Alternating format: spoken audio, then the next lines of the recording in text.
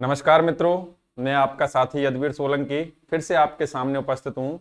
मित्रों, अभी विगत क्लास में आपने देखा कि हम 1857 क्रांति को पढ़ रहे थे राजस्थान के संदर्भ में, और इसी क्रम में आपको प्रारंभिक क्लासों में आपको देखा कि सामान्य जानकारी आपसे शेयर की गई। उसके बाद नेक्स्ट आपने दो छावनियों में सैन्य विद्रोह पढ़ा, क्रांति पढ़ी, और वो छावनियां थी, एक तो नसीराबाद छावनी में सैन्य विद्रोह या क्रांति, और एक थी नीमच छावनी में सैन्य विद्रोह या क्रांति। मित्रों, नेक्स्ट अब आप पढ़ने जा रहे हो इस क्लास में, और वो है और महत्वपूर्ण भी है, और निश्चित रूप से 1857 क्रांति के दौरान जो राजस्थान में सबसे बड़ा सैन्य विद्रोह हुआ वो ही आप पढ़ने जा रहे हो। और वो पढ़ने जा रहे हो आप, जैसा कि टॉपिक आपका वही है, टॉपिक तो आपका है 1857 की क्रांति, राजस्थान संदर्भ में। और मित्रों, अगर हम देखें तो इसमें आप पढ़ने जा रहे हो एरनपुरा छावनी में सैन्य विद्रोह।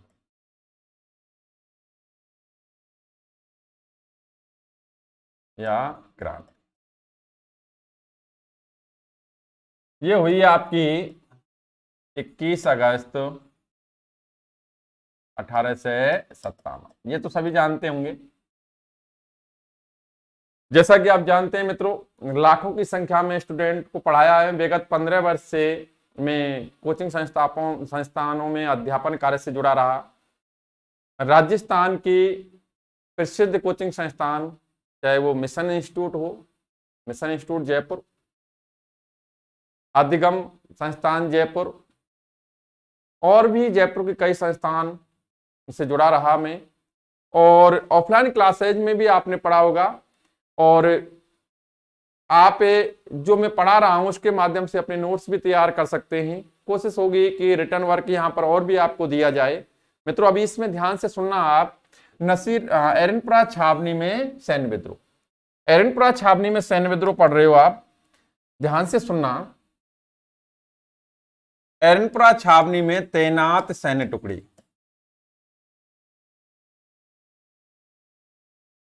जैसा कि आपको फर्स्ट में ही छावनियों के अंतर्गत में उनकी सैन्य टुकड़ियां भी लिखा चुका हूं। ये भी आपको बता चुका हूं कि जो भी छावनियां थी, 6 छावनियां थी, उनमें लगभग 5000 सैनिक थे।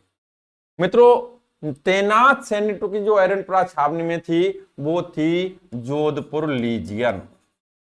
मैंने पहले भी बताया था, जोधपुर लीजियन सैन्य टुकड़ी के पूर्वीय सैनिक यहां तैनात थे, जोधपुर लीजियन।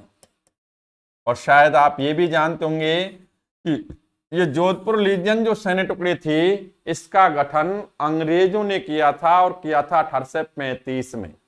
जोधपुर लीजियन सैन्य टुकड़ी का गठन कब किया गया था?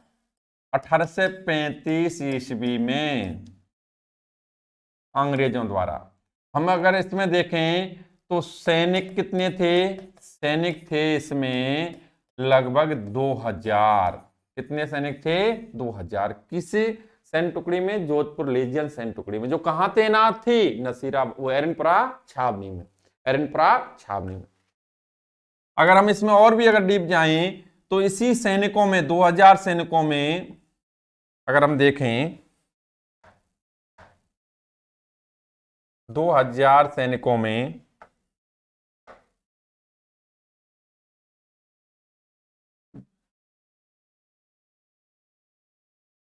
2000 सैनिकों में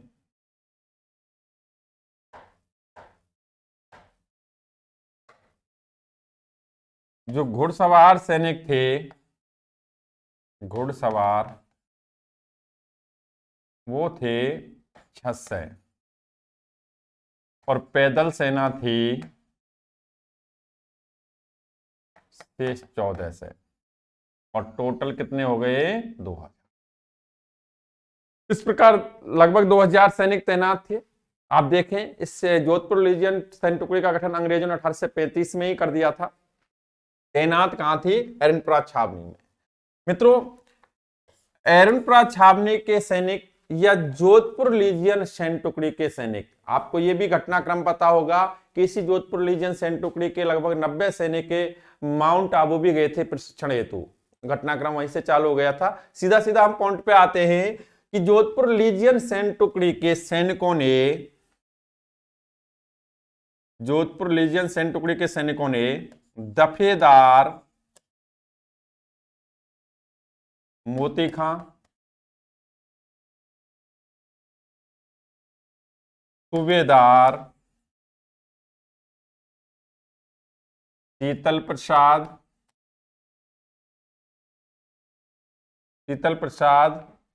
और तिलक राम के नेतृत्व में,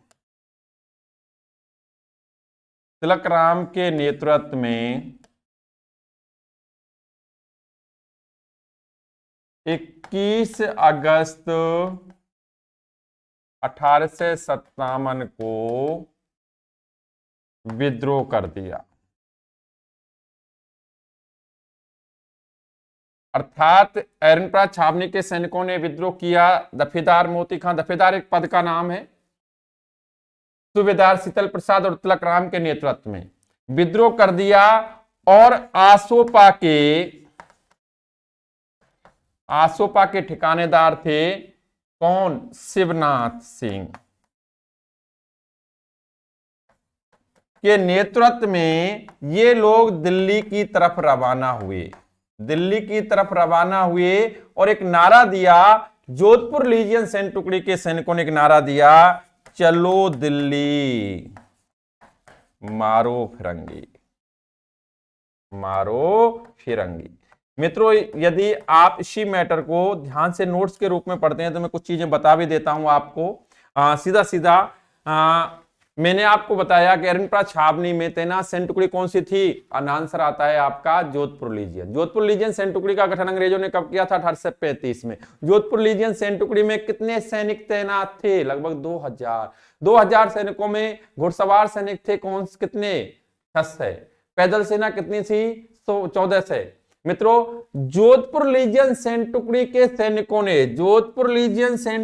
सैनिकों ने दफेदार मोती खां, सूबेदार शीतल प्रसाद और तिलक राम के नेतृत्व में विद्रोह कर दिया। कब? 21 अगस्त 1857 को। और विद्रोह किया इन्होंने। तत्पश्चात आसुपा के ठिकानेदार शिवनाथ सिंह के साथ ये दिल्ली की तरफ रवाना हुए। और दिल्ली की तरफ रवाना हुए तो नारा क्या दिया? चलो दिल्ली मारो फिरंगी। चलो दिल्ली मारो फिरंगी किस सैन्य टुकड़ी के सैनिकों ने नारा दिया? जोधपुर लीजियन। कहां के सैनिकों ने नारा दिया? एरनपरा छावनी के सैनिकों। इस प्रकार इस नारे के साथ ये दिल्ली की तरफ रवाना हुए। जब दिल्ली की तरफ जा रहे थे तो ध्यान से सुनना, दिल्ली की तरफ जा रहे थे तो रास्ते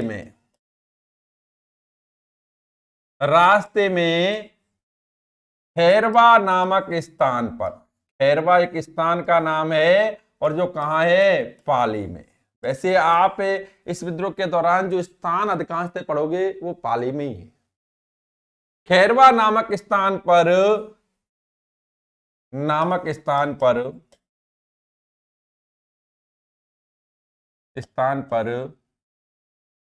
क्रांतिकारियों, मित्रों विद्रोहियों की जगह क्रांतिकारियों शब्द का यूज किया गया है। एक्चुअली क्या है कि वीडी सावरकर जैसे लोगों ने इसे भारत का प्रथम स्वतंत्रता संग्राम कहा है और इसमें भाग लेने वाले जो लोग थे उनको क्रांतिकारी नाम दिया है। क्रांतिकारियों की भेंट बोले तो मुलाकात। आउवा के ठिकानेदार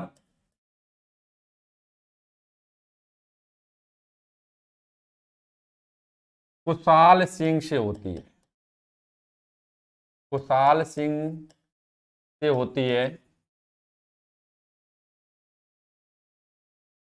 और कुशाल सिंह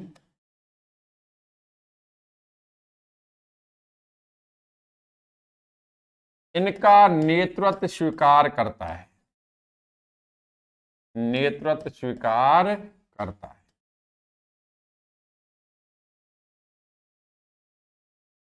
मित्रों, मैं आपको बस इतना बता रहा जैसा कि आपने देखा कि हरिनपुरा छावनी में तैनात सैनिक टुकड़ी जोधपुर लीजियन सैनिक टुकड़ी ने विद्रोह किया 21 अगस्त 1857 को। विद्रोह करने के बाद दिल्ली की तरफ रवाना हुए, नारा दिया चलो दिल्ली मारो फिरंगी। दिल्ली की तरफ जब ये जा रहे थे तो रास्ते में इनकी मुलाकात होती है किससे? कुशाल सिंह से। मुलाकात किस स्थान पर होती है, विशेष ध्यान देना, खैरवा नामक स्थान पर मुलाकात होती है। और उस समय कुशाल सिंह इन क्रांतिकारियों का नेतृत्व स्वीकार करता है। और कुशाल सिंह के नेतृत्व में, किसके नेतृत्व में? कुशाल सिंह के नेतृत्व में, कुशाल सिंह के नेतृत्व में, कुशाल सिंह के नेतृत्व में क्रांतिकारियों ने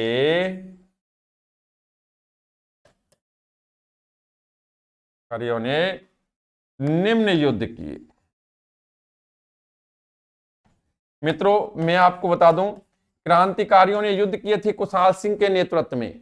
अब जो युद्ध किए उन युद्धों के बारे में हम चर्चा करेंगे।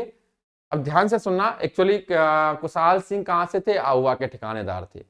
मित्रों कुशाल सिंह आहुआ के ठिकानेदार थे। निश्चित रूप से जोधपुर रियासत के अंतर्गत आहुआ ठिकाना आता था और जोधपुर रियासत का शासक था, तत्कालीन शासक था तख्त सिंह। और तख्त सिंह से इस कुशाल सिंह के संबंध बहुत ही खराब चल रहे थे, अर्थात कह सकते हैं बहुत ही नाराजगी चल रही थी। और निश्चित रूप से तख्त सिंह से बहुत ज्यादा नाराज था कुशाल सिंह, और कुशाल सिंह तख्त सिंह के विरोध में था। ठीक, वो घटनाक्रम आपको आगे भी बताया जाएगा, आगे जो रिजल्ट्स आएंगे। लेकिन अभी हम इतना ध्यान रखते हैं कि जब क्रांतिकारी विद्रोह के पश्चात दिल्ली की तरफ रवाना हो रहे थे तो रास्ते में खैरवा नामक स्थान पर उनकी भेंट होती है, किससे? कुशाल सिंह से। और कुशाल सिंह उनका नेतृत्व स्वीकार कर लेता है और कुशाल सिंह के नेतृत्व में ही क्रांतिकारी आगे चल करके अंग्रेजों से युद्ध करते हैं और अंग्रेजों के साथ जोधपुर की सेना से भी युद्ध करते हैं। अब वो युद्ध हैं, उन युद्धों पे चर्चा होती है, फिर घटनाक्रम आगे बढ़ जाएगा। युद्ध होते हैं, इसमें एक युद्ध पढ़ा जाता है बिथोड़ा का युद्ध। बिथोड़ा का युद्ध समझना मित्रों, बिथोड़ा कहां है? पाली में। बिथोड़ा का युद्ध, ये युद्ध होता है 8 सितंबर 1857। 8 सितंबर 1857 को युद्ध होता है, जिसमें एक तरफ देखें तो क्रांतिकारी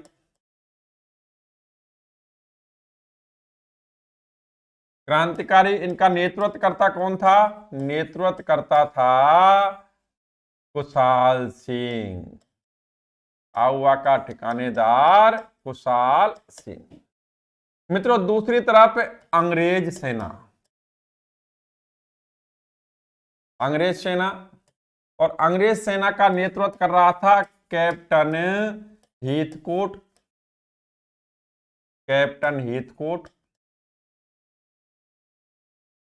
प्लस जोधपुर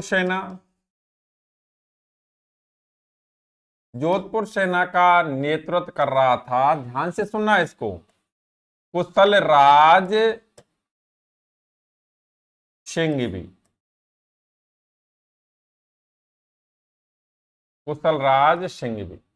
ये पॉइंट विशेष ध्यान देना, इसमें मैंने कई बार कुछ गाइडों में कुछ गलत देखा है, ये कन्फर्म है। आप देखें कि ये कुशाल सिंह के नेतृत्व में युद्ध होते हैं, एक तो बिथोड़ा का युद्ध और दूसरा युद्ध होता है चेलाबास का युद्ध।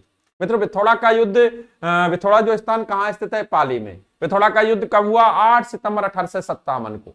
कब हुआ? 8 सितंबर 1857 को। इसमें एक तरफ कौन थे? क्रांतिकारी, और दूसरी तरफ कौन थी? अंग्रेज सेना और जोधपुर की सेना। अंग्रेज प्लस जोधपुर की सेना संयुक्त रूप से भाग ले रही थी। मित्रों चूंकि क्रांतिकारी पूरे जोश में थे, निश्चित रूप से नेतृत्व भी उनको अच्छा प्रदान मिला, जैसे कि कुशाल सिंह का, और इसी नेतृत्व में इन क्रांतिकारियों ने अदम्य साहस का प्रदर्शन किया और इसी के तहत इस संयुक्त सेना को, अंग्रेज और जोधपुर की सेना को बुरी तरह से पराजित किया। अर्थात इस युद्ध में विजय किसे मिली? क्रांतिकारियों को। आप ऑफलाइन क्लासेज में आपने देखा होगा मित्रों में जितने भी युद्ध लिखाता हूं, जो निर्णायक युद्ध हैं, उन युद्धों में इसी प्रकार में लिखाता हूं, और जो ऊपर लिखा जाता है उसकी विजय मानी जाती है। ठीक भाई, ये बात विशेष ध्यान देना कि इसमें विजय किसको मिली? क्रांतिकारियों को। कौन जीते? क्रांतिकारी। लेकिन इसी युद्ध के दौरान, इसे युद्ध के दौरान जोधपुर का किलेदार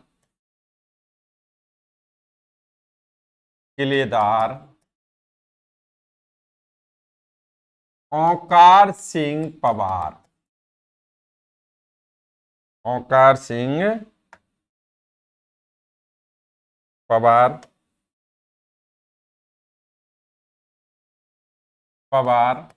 जो आपकी हिंदी ग्रंथ अकादमी की किताब जो है कमचंद जैन और नारायण माली की, उसमें लिखा हुआ है अनाड़ सिंह पवार। कॉमन बात है, ओंकार सिंह पवार और अनाड़ सिंह पवार कॉमन बात है। ठीक भाई, मारा गया। अब आपके देखो ऑब्जेक्टिव टाइप क्वेश्चन यदि हम देखें तो इसमें क्या बनते हैं? Objective type question? हमें ऑब्जेक्टिव टाइप क्वेश्चन पे थोड़ा वर्क कर रहे हैं, क्योंकि अभी आपका जो एग्जाम है, एक तो थर्ड ग्रेड मुख्य परीक्षा आने वाली है, सेट का एग्जाम है, और इनमें ऑब्जेक्टिव टाइप एग्जाम आएगा। ठीक भाई, इस पे हम देखें ध्यान से, तो विथोड़ा का युद्ध कब हुआ? 8 सितंबर 1857। विथोड़ा का युद्ध किन किन के मध्य हुआ? एक तरफ क्रांतिकारी, दूसरी तरफ अंग्रेज सेना और जोधपुर की सेना। अंग्रेज सेना का विथोड़ा के युद्ध में नेतृत्व कौन कर रहा था? तो कैप्टन हीथकोट। विथोड़ा के युद्ध में जोधपुर की सेना का नेतृत्व कौन कर रहा था? तो कुशल राज सिंह भी।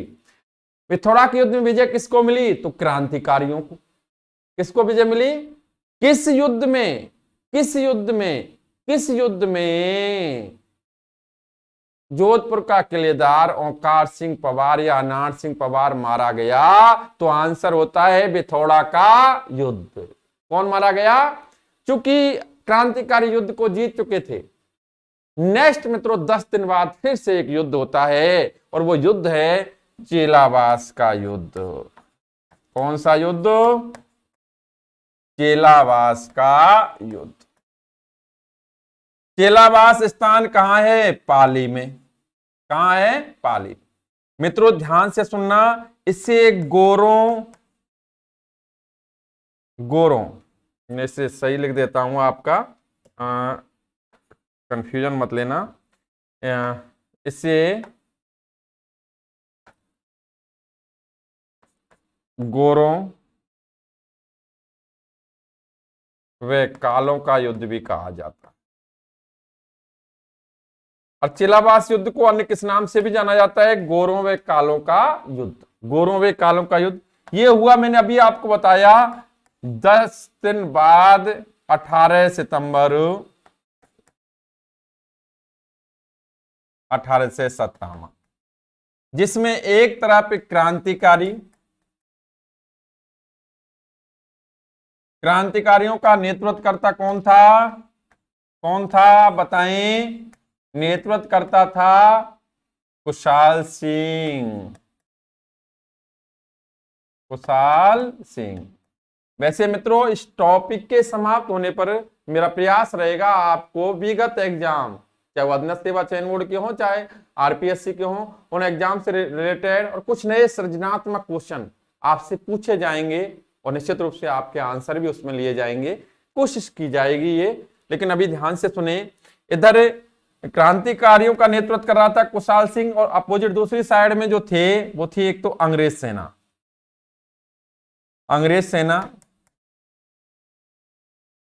और अंग्रेज सेना का नेतृत्व कर रहे थे मैकमेसन या मॉक मैसन। और जानते हैं ये तत्कालीन समय में कौन था? Political agent. कहां का? जोधपुर का political agent Macmason plus Patrick Lawrence.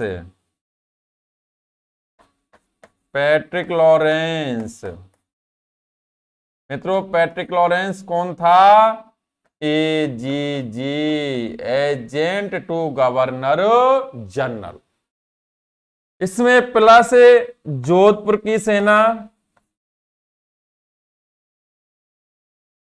और जोधपुर सेना का नेतृत्व कर रहा था हंसराज जोशी। हंसराज जोशी कौन नेतृत्व कर रहा था? हंसराज जोशी। मित्रों ये बात, हाँ, कुछ गाइडों में आपको ये इस प्रकार भी मिल सकता है जोशी हंसराज, तो आप निश्चिंत रहना, जोशी को आगे लगा लो हंसराज के या पीछे लगा लो, बात एक ही है, जोशी हंसराज या हंसराज जोशी। मित्रों अभी आप देखें कुशाल सिंह के नेतृत्व में जो युद्ध किए गए, जैसा कि मैं विगत अभी थोड़ा समय पहले ही बताया था कि निम्न युद्ध किए, जिसमें एक तो बिथोड़ा का युद्ध, इस पर चर्चा हो चुकी है, एक चेलावास का युद्ध। अब चेलावास का युद्ध कब हुआ और चेलावास कहां है? पाली में। चेलावास को के युद्ध को अन्य किस नाम से जाना जाता है? वो आंसर आता है मित्रों गोरों व कालों का युद्ध। ऑब्जेक्टिव ध्यान से सुनना, गोरों व कालों का युद्ध। चेलावास का युद्ध कब हुआ?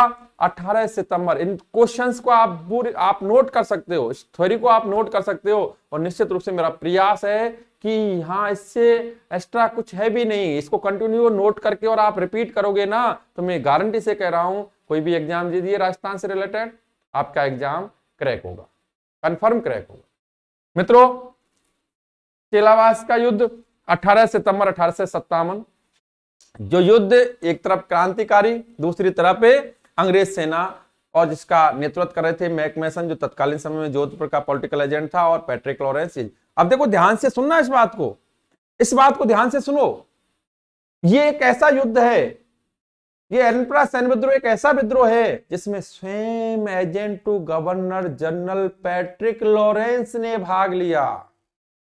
पैट्रिक लॉरेंस ने भाग लिया, देख रहे हो आप, इससे पूर्व कहीं देखा आपने? भाग लिया इसमें। अच्छा आप देखें क्वेश्चंस क्या बनते हैं कि भाई चेलावास का युद्ध कब हुआ? 18 सितंबर 1857। किन किन के मध्य हुआ ये क्लियर है। चेलावास के युद्ध में आप देखें कि अंग्रेज सेना का नेतृत्व कौन कर रहे थे? मैकमेसन और पैट्रिक लॉरेंस। और जोधपुर की सेना हंसराज जोशी के नेतृत्व में। विजय किसको मिली? विजय किसको मिली? बात विजय की आती है तो किसको मिली? क्रांतिकारियों को। विजय किसको मिली? क्रांतिकारियों को। जैसा कि बताया कि इस प्रकार जब निर्णायक युद्ध में लिखता हूं, चाहे इतिहास के सारे युद्धों को जो निर्णायक रहे उनको इसी प्रकार नोट कराता हूं, और निश्चित रूप से ऊपर लिखा हुआ है वो कौन है? विजयी। ठीक भाई, किसको विजय मिली? क्रांतिकारियों को। किसके नेतृत्व में? दोनों में विजय किसको मिली? मतलब पूरे जोश के साथ थे क्रांतिकारी, क्योंकि एक युद्ध में जीत चुके थे, आत्मविश्वास था उनके अंदर, और इसमें भी एक अच्छा प्रदर्शन किया, और मित्रों इसमें विजय मिली। अब एक बात और ध्यान से सुनना, इस युद्ध के दौरान मैकमेसन मारा गया। मैकमेसन या मॉकमेसन, अभी आप किसी किताब में मॉकमेसन पढ़ते हैं, कॉमन बात है, मैंने भी मॉकमेसन आगे लिखाया है। मैकमेसन मारा गया, मृत्यु हो गई इसकी। मृत्यु हो गई किसकी? मैकमेसन की। मॉकमेसन पॉलिटिकल एजेंट मारा गया। मित्रों नेक्स्ट है पैट्रिक लॉरेंस। पैट्रिक लॉरेंस जो इस युद्ध में आया था पूरी दमखम से जोर लगा के, मित्रों यह जान बचाकर भाग गया। भाग गया, जान बचाकर भाग गया। अर्थात इस युद्ध के दौरान विजय क्रांतिकारियों को मिली, और इस युद्ध में आप देखें तो मैकमेसन जो जोधपुर का पॉलिटिकल एजेंट था वो मारा गया, और पैट्रिक लॉरेंस जो एजेंट टू गवर्नर जनरल था वो जान बचाकर भाग गया। आप देखें इसमें क्रांतिकारियों ने अच्छा प्रदर्शन किया। अब आगे घटनाक्रम क्या घटित होता है, इसके बाद आप देखें क्रांतिकारी और ठिकानेदार कुशाल सिंह आहुआ चले जाते हैं। अभी देखें इसके बाद आहुआ के अंतर्गत क्या होता है, ध्यान से सुनना। 20 जनवरी 1858 लॉर्ड कैनिंग, तत्कालीन गवर्नर जनरल लॉर्ड कैनिंग था, लॉर्ड कैनिंग के कहने पर मेजर होम्स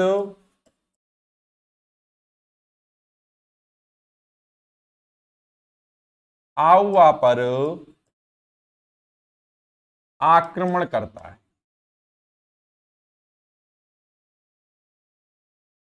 कौन करता है? Major Holmes. लॉर्ड कैनिंग जो गवर्नर जनरल था, उसको सूचना मिली, पराजित युद्धों के बारे में पता चला।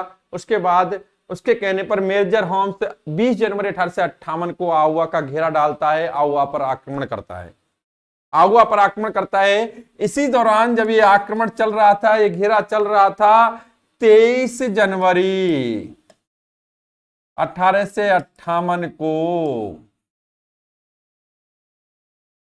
कुशाल सिंह, चूंकि क्रांतिकारी, आपको बता दूं, क्रांतिकारी आउवा से पहले ही पलायन कर चुके थे दिल्ली की तरफ। अब यहां बात करें तो 23 जनवरी 1858 को कुशाल सिंह आउवा का नेतृत्व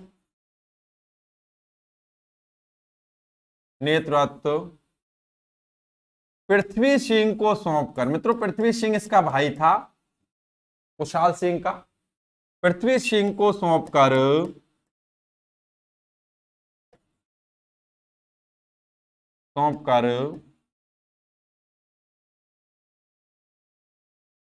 कोठरिया के रावत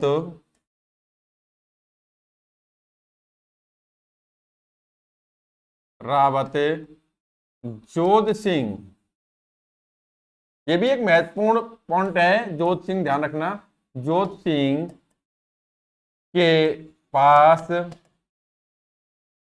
शरण लेता है।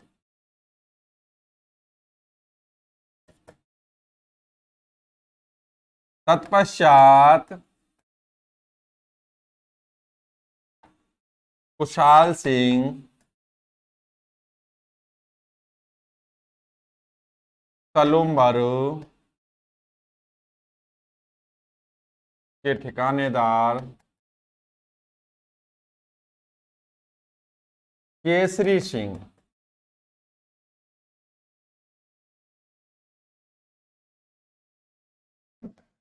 के पास चला जाता है।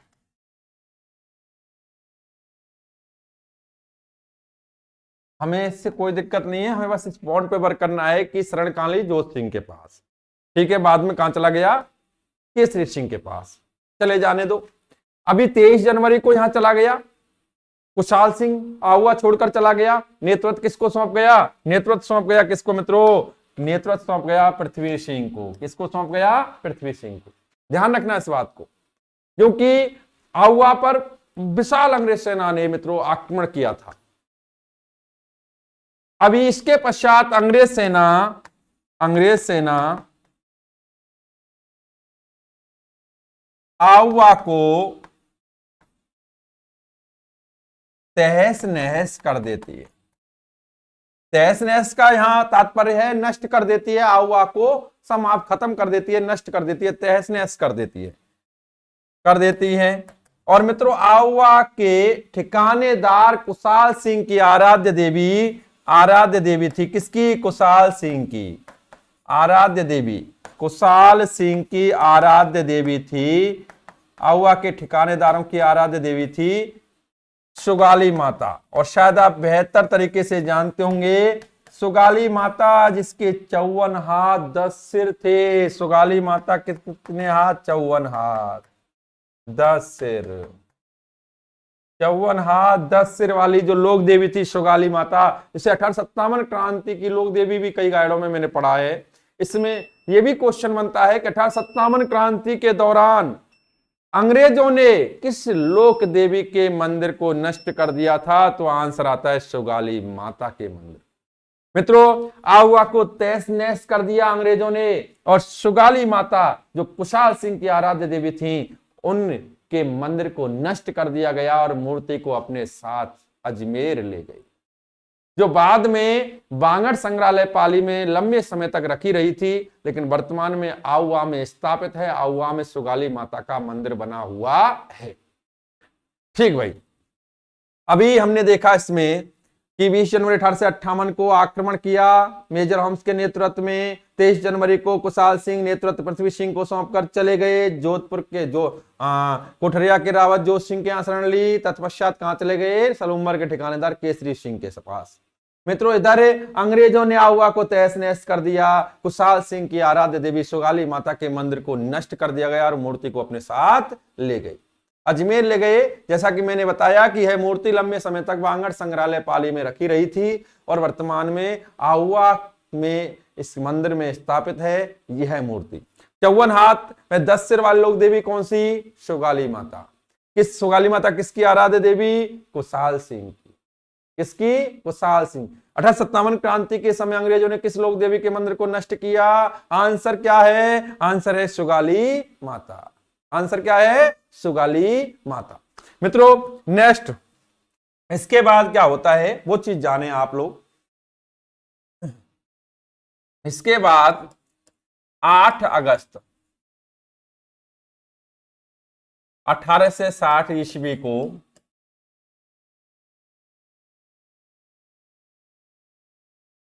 कुशाल सिंह ने नीमच में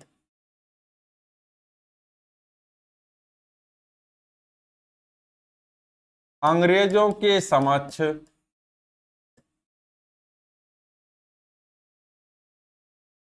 आत्मसमर्पण कर दिया।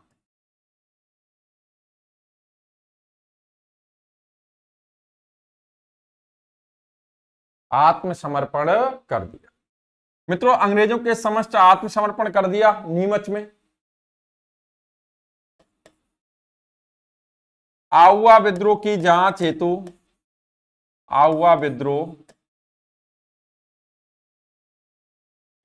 हेतु गठित आयोग। मित्रों इस कुशाल सिंह की जांच हेतु, आहुआ विद्रोह की जांच हेतु एक आयोग बनाया गया, एक कमीशन बनाया गया। आयोग था मेजर टेलर आयोग। मित्रों मेजर टेलर आयोग की रिपोर्ट आई और इस रिपोर्ट में कुशाल सिंह को निर्दोष पाया गया। जैसा कि आपको पता हो कि कुशाल सिंह के संदर्भ में कहा गया कि कुशाल सिंह जोधपुर के शासक तख्त सिंह के विरोध में था, अंग्रेजों के विरोध नहीं था। अंग्रेजों के विरोध में नहीं था, किसके विरोध में था? जोधपुर के शासक तख्त सिंह के विरोध में। मित्रों मेजर टेलर आयोग गठित होता है जिसमें आता है कुशाल सिंह को निर्दोष बताया जाता है और 10 नवंबर 1860 को कुशाल सिंह को रिहा कर दिया जाता है। कुशाल सिंह को रिहा कर दिया जाता है। रिहा कर दिया जाता है कुशाल सिंह को। इसके अलावा ये ध्यान रखना कि कुशाल सिंह 1864 में उदयपुर में कुशाल सिंह की मृत्यु हो गई। मर जाने दो, कोई दिक्कत नहीं है जी, अब क्या करें, मर गया कोई बात नहीं। लेकिन ये बात ध्यान रखें पूरे घटनाक्रम में हम देखो कुशाल सिंह का हमने जो देखा वो भी पढ़ा आपने। एरनपुरा छावनी में सैन्य विद्रोह निश्चित रूप से एक बड़े स्तर पर हुआ था। ठीक, आहुआ का जुड़ जाना भी इसके लिए बहुत ही आगे फायदेमंद रहा। इसमें आपने युद्ध भी पढ़े, पिथौरा का युद्ध पढ़ा, चेलावास का युद्ध पढ़ा, जिनमें क्रांतिकारियों को विजय भी मिली। बाद में आपने ये भी देखा कि मेजर होम्स ने इस आहुआ पर आक्रमण किया, आहुआ को तहस नहस कर दिया, सुगाली माता के मंदिर को नष्ट कर दिया। इसके अलावा इससे कुशाल सिंह की जांच हेतु, आहुआ विद्रोह की जांच हेतु एक आयोग भी बना, मेजर टेलर आयोग। इसकी रिपोर्ट भी आई और इस रिपोर्ट के तहत कुशाल सिंह को निर्दोष भी पाया गया, क्योंकि कुशाल सिंह जोधपुर के शासक तख्त सिंह के विरोध में था, न कि अंग्रेजों के विरोध में। इसके बाद कुशाल सिंह को रिहा भी कर दिया गया और कुशाल सिंह की मृत्यु 1864 में उदयपुर में हो गई। मित्रों ये था एरनपुरा छावनी और आहुआ में विद्रोह। इसके बाद आप पढ़ने जा रहे हो कोटा में विद्रोह। क्या पढ़ने जा रहे हो? कोटा में विद्रोह। मित्रों कोटा में विद्रोह पढ़ना है। उसके अलावा और भी स्थानों पे जो विद्रोह है उनसे भी आपको अवगत होना है। उसके अलावा जो इस क्रांति से जो महत्वपूर्ण घटनाक्रम जुड़ा हुआ है, जैसे कि तात्या टोपे का राजस्थान में आगमन और राजस्थान में तात्या टोपे का जो भी घटनाक्रम है, वो कुछ महत्वपूर्ण जानकारियां, कुछ तथ्य वो भी आपको बताए जाएंगे और निश्चित रूप से आगे की क्लास में वो तथ्य आपके सामने आ जाएंगे और वो सत्य समाप्त होने के बाद, वो मैटर समाप्त होने के बाद ये क्रांति आपका जो टॉपिक है वो भी समाप्त हो जाएगा और उसके बाद इसके कुछ क्वेश्चनों के साथ ही इस टॉपिक को पूर्णतः फिनिश कर देंगे और नया टॉपिक पढ़ेंगे। मित्रों, मेरी शुभकामनाएं हैं आपके साथ और निश्चित रूप से आपका भविष्य उज्जवल हो और आप निश्चित रूप से कामयाबी पाएं। और इसी के साथ मित्रों, नमस्कार।